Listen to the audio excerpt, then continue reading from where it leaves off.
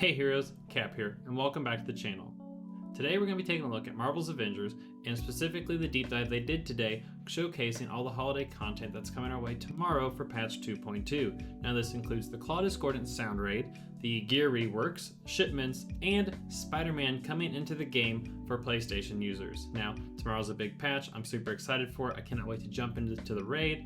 Before, if you go on to enjoy the content, be sure to smash that thumbs up as it helps create the content out there for more people to see, and it's completely free to do. Now that that's out of the way, let's take a look at this deep dive and see exactly what to expect tomorrow.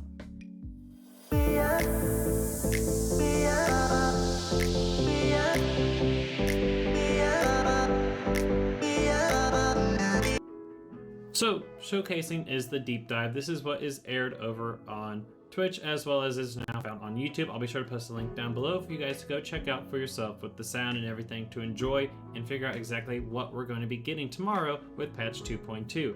Now, this patch, in my opinion, is super big because we're getting so much with it. The gear reworks, the new raid mission style, we've got Spider-Man coming into the game. Even though he doesn't have a story, this kind of sets us up for something possibly even cooler down the road, if it all works out.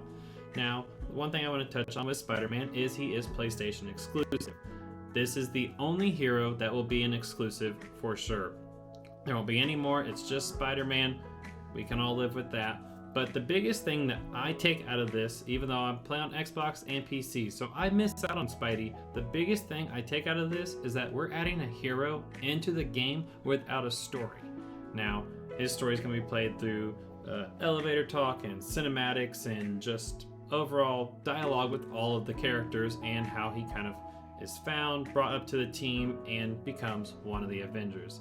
I think this is super exciting as it kind of gives us a segue into, hey, we don't need a story to bring in new heroes. We can bring in not smaller heroes, but minor characters into the game to showcase them, like Luke Cage. We can get Iron Fist, Daredevil, the Defenders, basically. Just not as well-known heroes. Bring them into the game for people to play and experience without needing a full story or a full expansion operation, whatever they would want to do. I think that's super exciting. Now, let's talk about this Discordant Sound Raid that's happening in the background. This is going to be the toughest mission that we've faced yet. Now, they're big on talking about puzzles, working as a team, and the bosses and new enemies that you'll face along the way. Now, we haven't seen these enemies, and from all the gameplay and everything they've shown, there's not a whole lot of like proto-synthoids, like the little guys, like the one-shots basically. It's more so like these bigger guys. These they've got like tusks, they're all covered in like corrupted vibranium shields. It's very interesting. You can see the corrupted vibranium also all throughout that guy right there. A new type of villain, but it looks as if there's many bosses around rather than just proto-synthoids. So this is going to be multiple bosses all in one mission. It doesn't look like you're taking on small guys. I like that. I think that adds to the challenge, as well as they will not stop talking about the puzzles and the teamwork that's required for this mission. I'm super excited to see exactly what puzzles they have. It doesn't seem like it's just, oh, we need to go punch these 4 things here, let's go find them real fast, or we need to shoot the 4 little icons up top to unlock this door so we can get this chest. No, it seems like legitimate challenges. We see something there, it looks like you get some kind of vibranium shield. We see some type of puzzles with with different icons that you have to go around and like destroy and put damage into. So it looks like you gotta do that in order or figure out. They're super stressing the puzzles and the team challenges like you see right here, which I think is what really is going to add to the challenge in this raid. I think that's super exciting. It's a different rather than just beating up and taking down all the enemies in order to move on to the next part of the mission. So definitely be sure to make sure that your thinking caps are on for the Klaw Raid.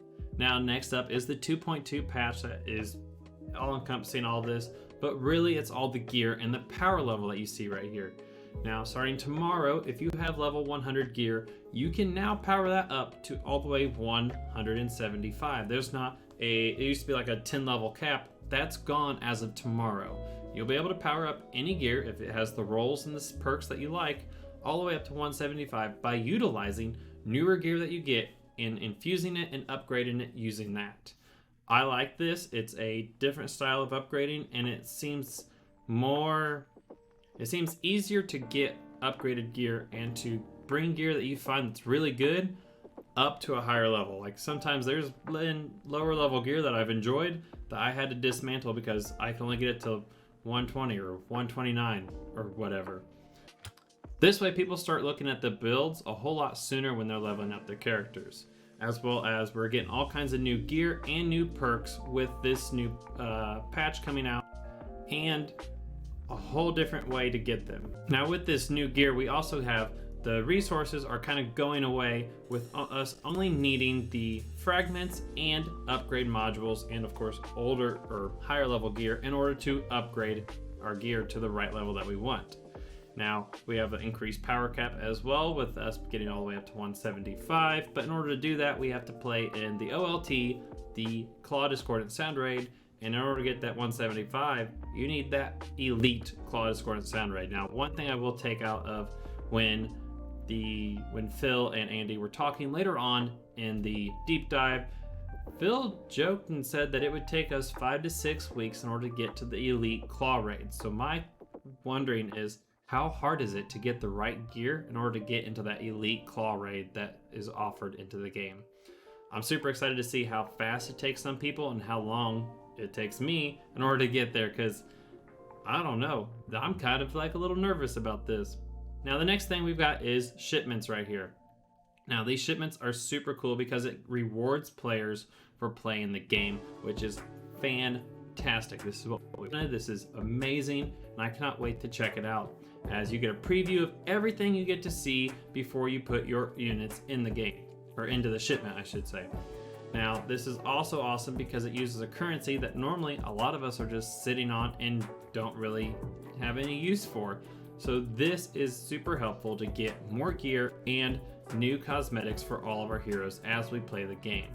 Now next up we have Spider-Man for the PlayStation users. Now I will say, for this, Spider-Man looked absolutely amazing and so much better than the IGN preview that we got a couple weeks ago. Or a couple days ago I should say, sorry. He's acrobatic, he's stressed to be a melee-based character, not a range-based character, which makes kind of sense, but it kind of questions how you to play with him, especially with him using his webs. Now, as you see here, you can use his webs and fly around. You've got the web shooters, you have the unlimited wall crawl and wall hanging on for Spider-Man, so that is never a problem. You don't have to drop or fall. So kind of similar to Black Panther, but even more so. We've got the spider sense there, which is kind of another heads up to, hey, an attack is incoming. If you hit that just right, you can unlock all kinds of different abilities, like that sweeping kick right there that he just did. Now Spider-Man, he looks absolutely amazing in this. I'm so jealous that I can't play with him. And here's another thing, we introduced Liz Allen. Now introducing Liz Allen into the game is super exciting, as it's bringing a minor character from a major character story into the game and kind of expanding on how they're there and what exactly brought Spider-Man into the Avengers game, which is an internship through AIM, in which case now he knows as AIM's the bad guy and is trying to make some kind of chemical weapon to further expand their control over the world. So that's how Spider-Man is tied into the game, and as we see, he's flying around New York fighting and saving the day one neighborhood at a time. So Spider-Man looks pretty cool. We see the spider sense there. The gameplay overview of it looked absolutely amazing, showcasing all of his heroics. You got the spider drones for his support heroic, his web bomb for the assault heroic, and the wrecking ball for the ultimate heroic, which check out the deep dive. I'll post the link down below like I said, but it showcases everything and shows off everything that Spider-Man can do and what exactly his powers entail.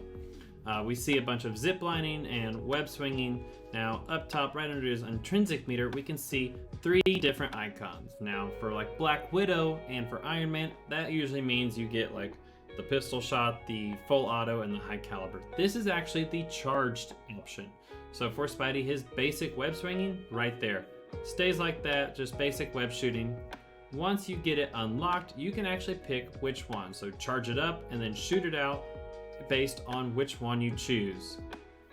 So a different kind of playstyle and a different way to think about the range effects of a hero.